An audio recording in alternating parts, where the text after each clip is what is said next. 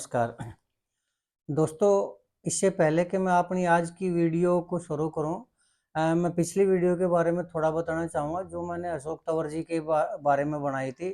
और उसका शीर्ष उसका जो टाइटल था वो ये था कि ये कैसे हो गया। तो उसमें मुझसे एक थोड़ी सी गलती हो गई दोस्तों।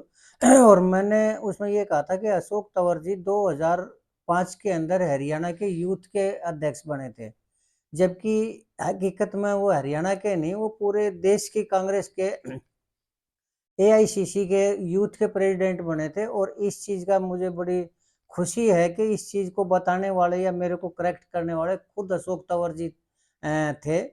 उन्होंने मेरे को फ़ोन किया और उन्होंने मेरे को बताया कि मैं 2005 में हरियाणा का एचसीसी का यानी हरियाणा कांग्रेस कमेटी का प्रदेश अध्यक्ष बनाया था। और 2014 में बनाया था। और 2005 में एआईसीसी के यूथ ब्रिगेड का यूथ विंग का अध्यक्ष बना था, यानी वे राष्ट्रीय अध्यक्ष बने थे। तो इस चीज़ के लिए मैं माफ़ी चाहूँगा कि मुझे थोड़ा-सा मेरे से इस चीज़ में गलती हुई कि मैंने ये कह दिया कि 2005 में वो हरियाणा के यूथ के प्रदेश अध्यक्ष बने थे, जबकि वो राष्ट्र के पूरी कांग्रेस के राष्ट्रीय अध्यक्ष बने थे वो। और मुझे खुशी है इस चीज़ की कि इस चीज़ के लिए खुद अशोक तंवर जी ने अपने बिजी शेड्यूल में से मेरी वीडियो को न सिर्फ देखा बल्कि खुद मुझे फ़ोन करके उन्होंने करेक्ट किया मेरे को। इस चीज़ के लिए मैं अशोक तंवर जी का बहुत-बहुत धन्यवाद करता हूँ। अब बारी आती है दोस्तों आज के वीडियो की। परसों चुनाव हुए हैं 5 तारीख को, यानी 2 दिन पहले हरियाणा के अंदर चुनाव हुए हैं विधानसभा के। तो जैसे ही विधानसभा के चुनाव खत्म हुए दोस्तों, मेरे बहुत से मित्रों ने और मेरे श्रोताओं ने, दर्शकों ने मेरे को फ़ोन करके पूछा कि अगर हरियाणा के अंदर कांग्रेस की सरकार आती है तो चीफ मिनिस्टर कौन बनेगा? तो मेरे आकलन के हिसाब से तो अगर कांग्रेस की सरकार बनती है हरियाणा के अंदर तो चीफ मिनिस्टर होंगे भूपेंद्र हुड्डा जी।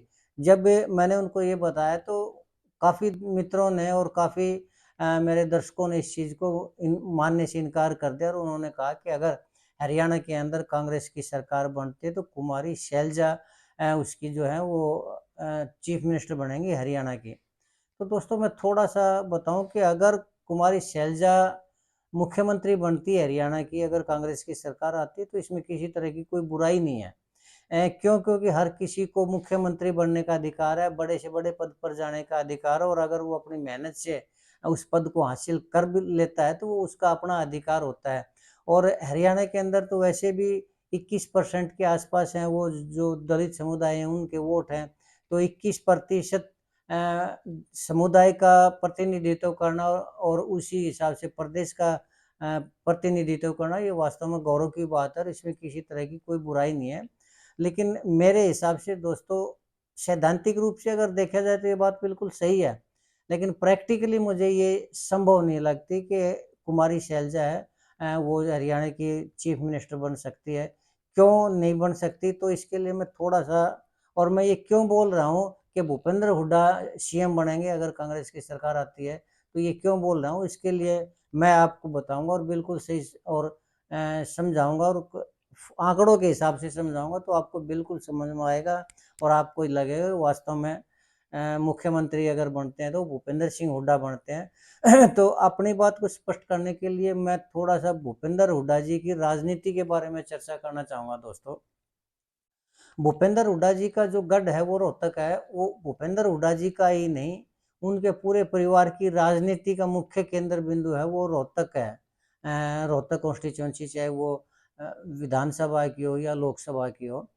तो भूपेंद्र हुड्डा जी ने जो राजनीति की है और जैसे राजनीति की है उसके हिसाब से भूपेंद्र हुड्डा जी ही सीएम बनते हैं। क्यों बनते हैं और कैसी राजनीति की है मैं थोड़ा-सा आपको बताता हूँ। लेकिन मैं इससे पहले थोड़ा एक बात और बताना चाहूँगा कि भूपेंद्र हुड्डा जी आज जिस ऊँचाइयों पर हैं और आज वो देश की राजनीति में कद रखते हैं, उसके लिए मैं ज़िम्मेदार मानता हूँ ओम प्रकाश चौटाला जी की नीतियों को और खुद उनको।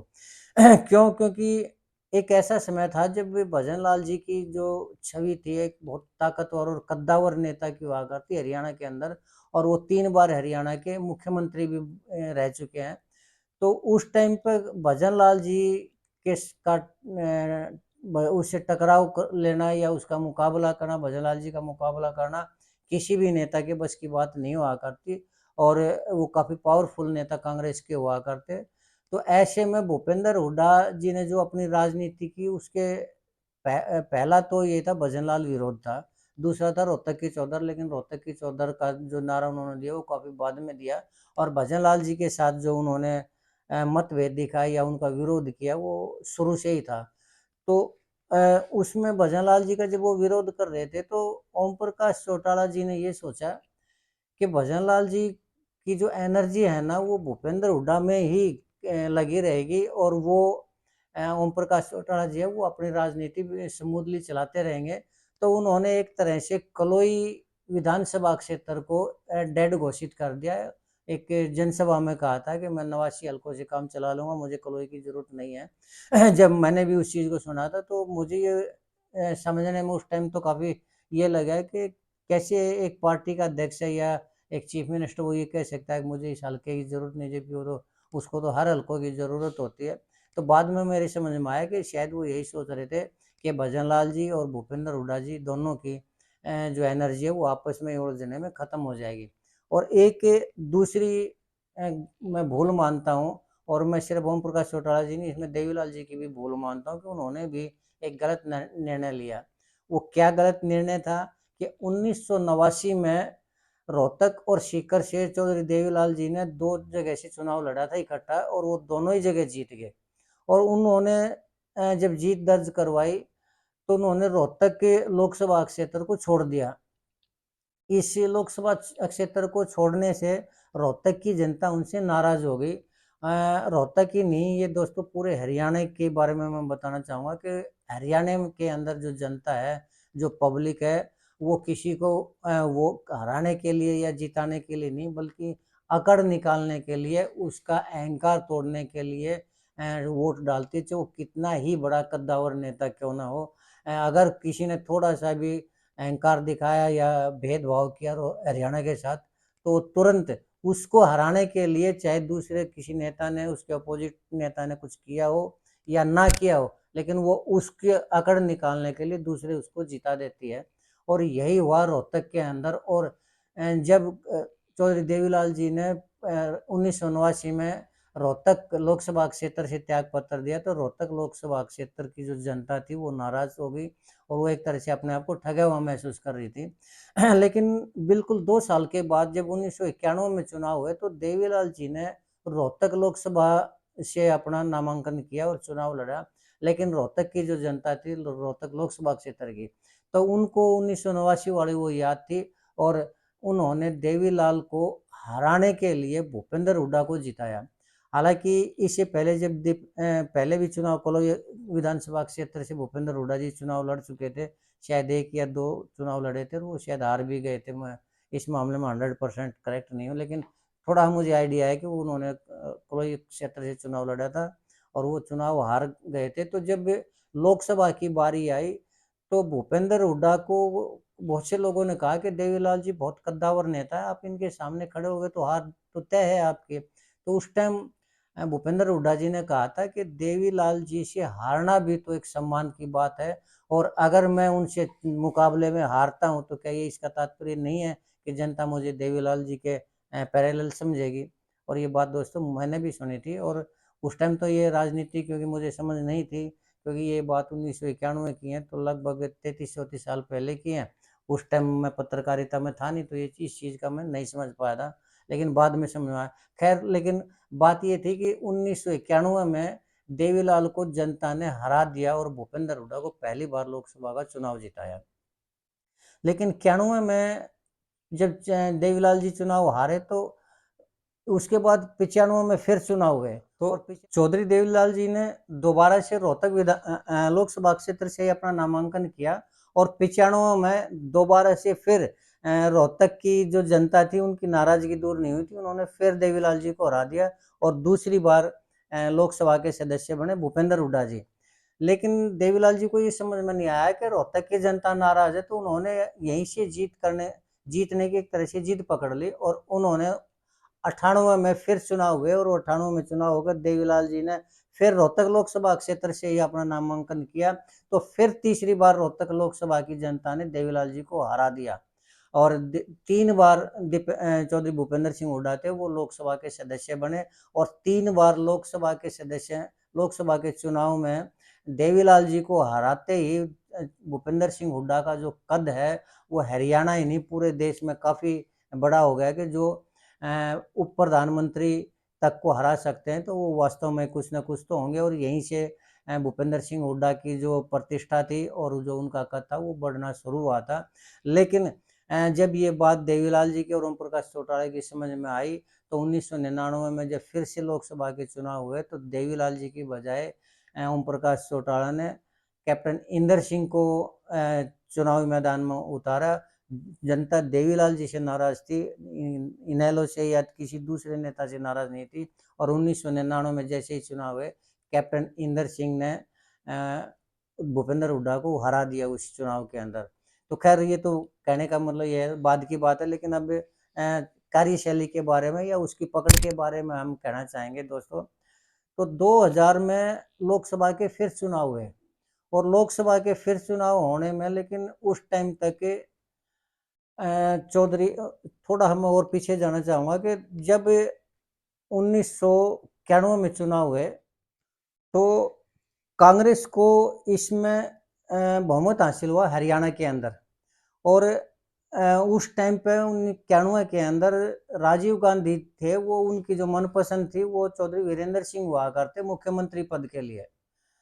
तो मुख्यमंत्री पद के लिए जब बारी आई मुख्यमंत्री बनाने की, तो चौधरी वीरेंद्र सिंह को ये पूरा विश्वास था कि राजीव गांधी के कारण वो हरियाणा के मुख्यमंत्री बनेंगे और इसी खुशी में उन्होंने अपने अक्षेत्र में लड्डू भी बंटवा दिए थे। लेकिन 1991 में दुर्भाग्य से राजीव गांधी जी की हत्या हो गई और उनकी हत्या होने से ये सबसे बड़ा जो धक्का लगा वो चौधरी वीरेंद्र सिंह को लगा। क्यों? क्योंकि वो पसंद हुआ करते चौधरी वीरेंद्र सिंह, लेकिन जब उनकी हत्या के कांड फिर से कांग्रेस का वो हुआ, तो भजन लाल जी थे वो मुख्यमंत्री बने और भजन लाल जी ने लगातार 3 बार मुख्यमंत्री बने भजन लाल जी।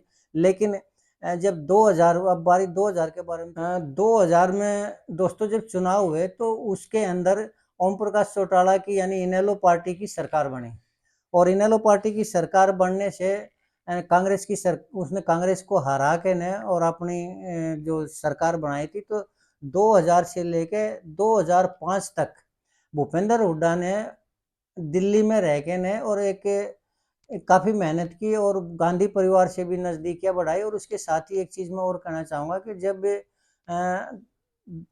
राजीव गांधी जी की हत्या हुई थी, तो सोनिया गांधी जी के विदेशी मूल का चर्चा है ना, वो मामला वो बहुत तूल पकड़ गया था और विदेशी मूल के मुद्दे के ऊपर ही पीए संगमा, शरद पवार और ममता जो बनर्जी हैं, उन्होंने कांग्रेस छोड़ दी थी। ये कांग्रेस के लिए एक बहुत बड़ा सेटबैक था, एक बहुत बड़ा धक्का था। लेकिन इसी वक्त में 2000 से लेकर 2005 तक भूपेंद्र हुड्डा ने सोनिया गांधी के पक्ष में खड़े होकर ने और ये दिखाया कि वो गांधी परिवार के हितैषी हैं और गांधी परिवार के नज़दीकी हैं और शुभचिंतक हैं। और इसी का नतीजा था दोस्तों कि जब 2005 में चुनाव हुए, तो इसी नज़दीकियों के कारण या इसी नैतिक समर्थन के कारण ही सोनिया गांधी ने भूपेंद्र हुड्डा को भजन लाल की बजाय चीफ मिनिस्टर बनाया हरियाणा का। और हरियाणा का हालांकि चौधरी भजन लाल जी ने इसका काफ़ी विरोध भी किया और एक तरह से पार्टी से नाराज भी हुए और पार्टी छोड़ भी दी। 2 साल तक वे सत्ता के हासिल करने में लगे रहे, लेकिन लास्ट में उन्होंने अपनी हरियाणा जनहित कांग्रेस के नाम से हरियाणा जनहित कांग्रेस बीएल भजन लाल के नाम से पार्टी बनाई। लेकिन उसके बावजूद भी वो ज़्यादा हरियाणा के अंदर सफल नहीं हो पाए चौधरी भजन लाल जी। और भूपेंद्र हुड्डा जी थे वो लगातार अपनी जो पकड़ थे वो कार्य अपने विधायकों के ऊपर और जनता के ऊपर मजबूत करने लग रहे थे। लेकिन जब 2009 में चुनाव हुए तब तक भूपेंद्र हुड्डा अपने कार्यकर्ताओं पर और पार्टी के विधायकों पर जो अपनी पकड़ है उसको काफ़ी मजबूत कर चुके थे। हालांकि कुछ 5-6 सीटें थी वो पूर्ण बहुमत में नहीं आई थी कांग्रेस, लेकिन फिर भी उन्होंने भजन लाल जी के जो 5 विधायक हुआ करते जो जनहित कांग्रेस से जीत के आए थे उनको तोड़ के ने और अपनी सरकार बनाई। इससे ये साबित होता है कि कांग्रेस पार्टी के अंदर और गांधी परिवार के अंदर चौधरी भूपेंद्र सिंह हुड्डा की जो पकड़ थी वो कितनी मजबूत थी, और वो कम होते हुए भी अपनी सरकार बनाना और फिर उसको सफलतापूर्वक 5 साल तक चलाना, ये साबित करता है कि भूपेंद्र सिंह हुड्डा का जो नेतृत्व था या जो उनकी पकड़ थी वो अन्य दूसरे जो कांग्रेस के थे, जैसे कुमारी शैलजा थी, किरण चौधरी थी, सुरजेवाला थे, इनसे ज़्यादा मजबूत गांधी परिवार के ऊपर और विधायकों के उसके ऊपर काफ़ी जो पकड़ थी वो काफ़ी मजबूत थी। लेकिन जब ये पकड़ मजबूत का मतलब ये होता है दोस्तों कि किस नेता के कितने समर्थकों को टिकट मिलता है और उसके कितने समर्थक हैं वो जीत के आते हैं। तो उस टाइम भी भूपेंद्र सिंह हुड्डा के जो समर्थक थे वो कुमारी शैलजा से या दूसरे नेताओं से ज़्यादा थे, इसलिए उसकी पकड़ ज़्यादा थी, अपने पार्टी के ऊपर ज़्यादा पकड़ थी। और फिर अब अगर हम बात करें 2019 की, तो 2019 के अंदर भी जो टिकट का वितरण हुआ, उस टिकट के वितरण में 31 जो विधायक थे, उसमें से 26 जो विधायक हैं, वो भूपेंद्र सिंह हुड्डा के समर्थक थे। क्योंकि टिकट उसकी मर्जी से ज़्यादा बँटने लगे थे और उसके समर्थकों को टिकट ज़्यादा मिलने लगे थे। कुमारी शैलजा के थे वो 4 या 5 समर्थक थे। तो इसीलिए अपनी मनमर्जी से जो फैसले करवाने की ताकत थी, ये वो ताकत थी कि जिसके अंदर भूपेंद्र सिंह हुड्डा के समर्थक विधायक ज़्यादा थे और कुमारी शैलजा के समर्थक विधायक नहीं थे। अब हम बारी करते हैं दोस्तों 2024 की। तो 2024 तक भूपेंद्र हुड्डा इतने सशक्त हो चुके हैं कांग्रेस के अंदर, और टिकट वितरण में उनकी पूरी की पूरी मर्जी चली और एक तरफा टिकट वितरण हुआ, और 90 में से 89 सीटों के ऊपर कांग्रेस ने चुनाव लड़ा, तो उन 89 में से लगभग 75 या 80 जो टिकट वितरण था वो भूपेंद्र हुड्डा के समर्थकों को मिला। और अगर अब कल रिजल्ट आता है, तो अगर कांग्रेस से मान लो 55 और 60 के आसपास भी अगर विधायक जीतते हैं, तो मुझे पूरा यकीन है कि भूपेंद्र हुड्डा के समर्थक होंगे वो 50 से ज़्यादा होंगे। ऐसी सूरत में कुमारी शैलजा के जो समर्थक हैं वो 4 या 5 ही होंगे, और जब मुख्यमंत्री बनने की बारी आएगी तो मुझे नहीं लगता कि 50-55 समर्थकों को अवॉइड करके राहुल गांधी उसको कुमारी शैलजा को मुख्यमंत्री बना देंगे। क्यों? क्योंकि सारा समर्थकों का खेल है, समर्थन का खेल है, और विधायक किसके पाले में कितने अधिक है, टोटली उसका खेल है। और आंकड़ों के हिसाब से स्पष्ट रूप से भूपेंद्र हुड्डा के जो समर्थक हैं वो इतने ज़्यादा हैं कि कुमारी शैलजा की नहीं चल पाएगी। और अगर किसी वजह से इस चीज़ को देखते हुए कि हरियाणा के अंदर दलित प्रतिनिधित्व चाहिए, और जो मेरे दोस्तों ने बताया था कि जो विरोध कर रही है बीजेपी कांग्रेस का कि दलित समुदाय की आवाज़ नहीं सुनी जा रही, तो उस चीज़ का भी जवाब मिल जाएगा और बीजेपी कुछ नहीं कर पाएगी। लेकिन राजनीति में ऐसा नहीं होता। राजनीति में मुद्दे उठाए जाते हैं दोस्तों, और ये कोई मुद्दा नहीं है कि बीजेपी के एक नारे को ख़त्म करने के लिए वो भूपेंद्र हुड्डा को नाराज़ करेंगे। मान लीजिए किसी भी वजह से राहुल गांधी ने कुमारी शैलजा को मुख्यमंत्री बना भी दिया, तो मुझे पूरा यकीन है कि उसी टाइम भूपेंद्र हुड्डा और उसके समर्थक कांग्रेस को छोड़ देंगे और एक नई पार्टी का निर्माण कर लेंगे। और मुझे जहाँ तक के अंदाज़ा है कि राहुल गांधी भूल कर भी ऐसा नहीं करेंगे। क्यों? क्योंकि ऐसा एक काम वो पंजाब में कर चुके हैं। आपको याद होगा, पंजाब में कैप्टन अमरिंदर सिंह हुआ करते, जो कि रॉयल परिवार से हुआ करते, और उसको अवॉइड करके ने प्रियंका गांधी ने उसको और नवजोत सिद्धू को उसका जो अध्यक्ष बना दिया था। उसके मुकाबले में नवजोत सिद्धू को मैदान में लेके आए थे, जिसका असर आपने देखा होगा कि कांग्रेस का पंजाब से बिल्कुल सुपड़ा साफ हो गया। आज उसका कोई नाम लेने वाला भी नहीं है। और जो चन्नी जो उन्होंने दलित समुदाय से ये कह के देश का पहला कांग्रेस का दलित मुख्यमंत्री हमने बनाया, और पूरे प्रदेश से अपनी ही पार्टी का सफाया करवा लिया, मुझे नहीं लगता कि राहुल गांधी ऐसा दोबारा करेंगे। क्यों? क्योंकि हरियाणा दोस्तों भले ही एक कहने के लिए तो छोटी स्टेट है, लेकिन ये दिल्ली की राजनीति का गेटवे भी कहा जाता है। और अब जो राहुल गांधी के पक्ष में थोड़ी थोड़ी हवा बढ़ने लगी, अगर राहुल गांधी इस तरह का कोई भी कदम उठाते हैं तो वो राहुल गांधी के फ्यूचर के लिए, भविष्य की राजनीति के लिए बहुत ज़्यादा घातक होगा। तो ये किसी भी सूरत में मुझे नहीं लगता कि राहुल गांधी ऐसा कदम उठाएंगे कि भूपेंद्र हुड्डा को अवॉइड करके सोनिया गांधी को सॉरी कुमारी शैलजा को चीफ मिनिस्टर बनाएंगे। तो ये बिल्कुल स्पष्ट है, आंकड़ों के हिसाब से बिल्कुल स्पष्ट है कि अगर कल कांग्रेस का बहुमत आता है तो यकीनन भूपेंद्र हुड्डा के जो समर्थक विधायक होंगे वो बहुत ज़्यादा होंगे, 50 से ऊपर होंगे और कोई ऐसा नहीं लगता कि भूपेंद्र हुड्डा को अवॉइड किया जाए और कांग्रेस पार्टी टूट की उसमें हो और दोबारा से केंद्र के अंदर जो सपने लेने लग रहे हैं कांग्रेस पार्टी, वो अपने सपनों को तोड़ दे।